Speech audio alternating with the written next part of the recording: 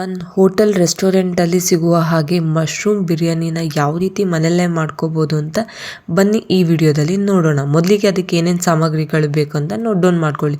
ಮೊದಲನೇದಾಗಿ ಮಸಾಲೆಗೆ ನಾನಿಲ್ಲಿ ಒಂದು ಹಿಡಿ ಕೊತ್ತಂಬರಿ, ಒಂದು ಹಿಡಿ ಪುದೀನ ತೊಗೊಂಡಿದ್ದೀನಿ. ಎರಡೂ ಒಂದೇ ಪ್ರಪೋರ್ಷನಲ್ಲಿ ತೊಗೊಳ್ಳಿ. ಹಾಗೆ 4-5 ಹಸಿಮೆಣಸಿನ್ಕಾಯಿ ತೊಗೊಂಡಿದ್ದೀನಿ, 1 ಇಂಚು ಶುಂಠಿ, ಹಾಗೆ ಒಂದು 4-5 ಉಂಡೆ ಬೆಳ್ಳುಳ್ಳಿ ತೊಗೊಂಡಿದ್ದೀನಿ. ಇದು ಎಲ್ಲ ಹಸಿದೇ ಹಾಕ್ತಾಯಿದ್ದಿ. ಇದೇ ಒಂದು ತುಂಬಾ ಟೇಸ್ಟ್ ಅಂತಲೇ ಹೇಳ್ಬೋದು ಮಶ್ರೂಮ್ ಬಿರಿಯಾನಿಗೆ. ಇನ್ನು ಸ್ಪೈಸಸ್ಸಿಗೆ ಬರೋದಾದರೆ ಇಲ್ಲಿ ನಾನೆಲ್ಲ ಮಿನಿಮಮ್ ಸ್ಪೈಸಸ್ ತೊಗೊಂಡಿದ್ದೀನಿ. 2 ಪಲಾವ್ ಎಲೆ, ಸ್ವಲ್ಪ ಸೋಂಪು, 1-2 ಏಲಕ್ಕಿ, ಒಂದು ಸ್ಟಾರ್ ಹೂವು, ಸ್ವಲ್ಪ ಚಕ್ಕೆ, ಒಂದು 3-4 ಲವಂಗ, ಸಣ್ಣದಾಗಿ ಕಟ್ ಮಾಡ್ಕೊಂಡಿರುವ ನಾಟಿ ಈರುಳ್ಳಿ, ಹಾಗೆ ಸ್ವಲ್ಪ ಕೊತ್ತಂಬರಿ, ಕರಿಬೇವು, ಮೆಂತ್ಯ ಸೊಪ್ಪನ್ನ ತೊಗೊಂಡಿದ್ದೀನಿ ಒಗ್ಗರಣೆಗೆ. ಸೊ ನಾನಿಲ್ಲಿ ಸ್ಪೈಸಸ್ನ ಮಿನಿಮಮ್ ತೊಗೊಂಡಿದ್ದೀನಿ, ಏಕೆಂದರೆ ಮಶ್ರೂಮ್ ಬಿರಿಯಾನಿಗೆ ಜಾಸ್ತಿ ಸ್ಪೈಸಸ್ ಆದರೆ ಚೆನ್ನಾಗಾಗಲ್ಲ. ಸೊ ಮಿನಿಮಮ್ ಸ್ಪೈಸಸ್ ಆದರೆ ತುಂಬಾ ಟೇಸ್ಟಿಯಾಗಿರುತ್ತೆ. ನಂತರ ನಾನಿಲ್ಲಿ ಒಂದು 2-3 ಸ್ಪೂನ್ ಆಗುವಷ್ಟು ಕಲ್ಲುಪ್ಪು ತೊಗೊಂಡಿದ್ದೀನಿ. ಹಾಗೆ ದಪ್ಪ ಆಗಿ ಕಟ್ ಮಾಡ್ಕೊಂಡಿರುವ ಟೊಮೆಟೊ ತೊಗೊಂಡಿದ್ದೀನಿ. ಹಾಗೆ 50 to 60 ml ಆಗುವಷ್ಟು ಆಯಿಲು, ಹಾಗೆ ಬಿರಿಯಾನಿ ಪೌಡರ್, ಹಾಗೆ home made garam masala and last ಅರ್ಶಿನದ ಪುಡಿ ತೊಗೊಂಡಿದ್ದೀನಿ.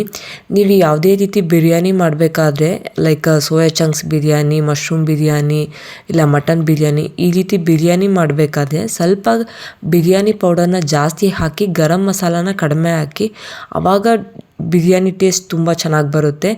ಇನ್ ಕೇಸ್ ನೀವು ಪಲಾವ್ ಬೇಕಾದರೆ ನಡೆಯುತ್ತೆ, ಸ್ವಲ್ಪ ಜಾಸ್ತಿ ಗರಂ ಮಸಾಲ ಹಾಕಿದರೆ.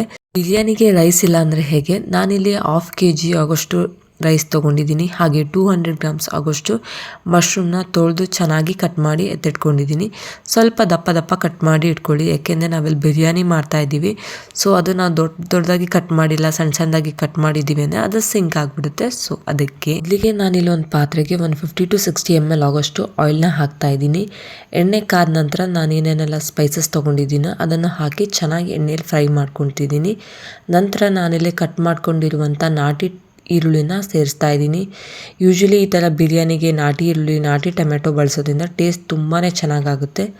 ನಂತರ ಕಟ್ ಮಾಡ್ಕೊಂಡಿರುವ ಕೊತ್ತಂಬರಿ, ಪುದೀನ, ಹಾಗೆ ಮೆಂತ್ಯ ಸೊಪ್ಪನ್ನು ಹಾಕಿ ಚೆನ್ನಾಗಿ ಫ್ರೈ ಮಾಡ್ಕೊಳ್ಳಿ.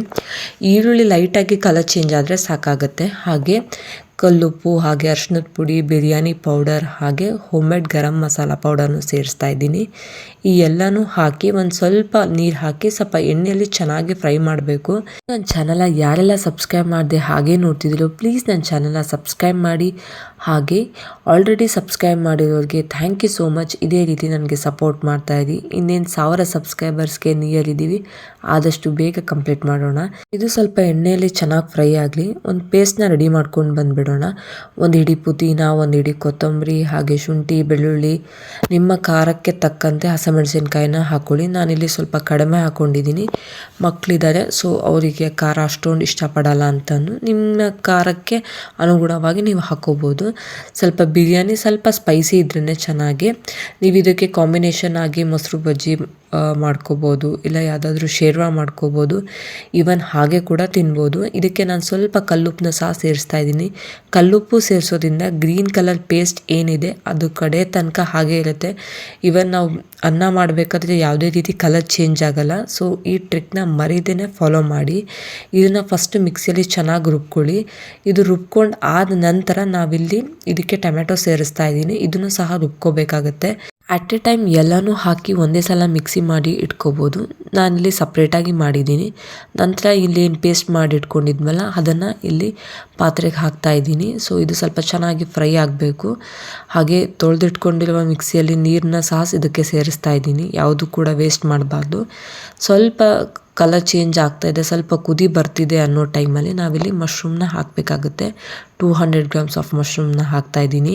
ಕೆಲವೊಬ್ಬರು ಏನು ಮಾಡಿಬಿಡ್ತಾರೆ, ಮಶ್ರೂಮ್ ಬಿರಿಯಾನಿಗೆ ಮಶ್ರೂಮ್ ಸ್ವಲ್ಪ ಹಾಕ್ಬಿಡ್ತಾರೆ, ಆವಾಗ ಟೇಸ್ಟ್ ಅಷ್ಟು ಚೆನ್ನಾಗಿ ಬರಲ್ಲ.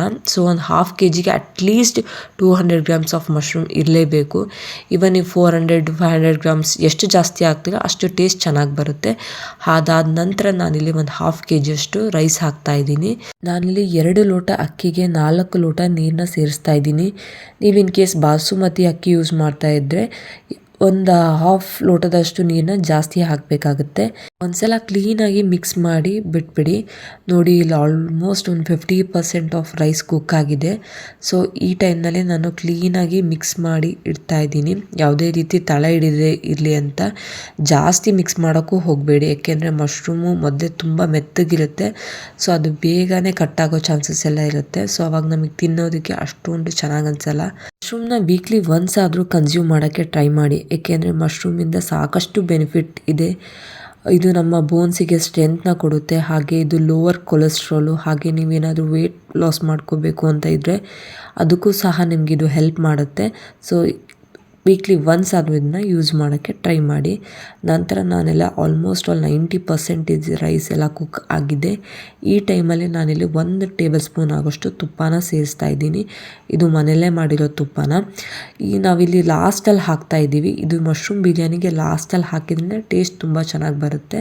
ಸೊ ನೋಡಿದ್ರೆಲ್ಲ ಸಿಂಪಲ್ ಆ್ಯಂಡ್ ವೆರಿ ಸೆಟಲ್ಡಾಗಿ ಯಾವ ರೀತಿ ಮಶ್ರೂಮ್ ಬಿರಿಯಾನಿ ಮಾಡೋದು ಅಂತ ಒಂದ್ಸಲ ಟ್ರೈ ಮಾಡಿ, ಖಂಡಿತವಾಗ್ಲೂ ನಿಮಗೂ ಕೂಡ ಇಷ್ಟ ಆಗುತ್ತೆ. ನೋಡಿದ್ರಲ್ಲ, ರೆಸ್ಟೋರೆಂಟ್ ಆ್ಯಂಡ್ ಹೋಟೆಲ್ ಸ್ಟೈಲಲ್ಲಿ ಮಶ್ರೂಮ್ ಬಿರಿಯಾನಿನ ಯಾವ ರೀತಿ ಮಾಡೋದು ಅಂತ ಒಂದ್ಸಲ ಟ್ರೈ ಮಾಡಿ, ಖಂಡಿತವಾಗ್ಲೂ ನಿಮಗೂ ಇಷ್ಟ ಆಗುತ್ತೆ. Thanks for watching, keep supporting.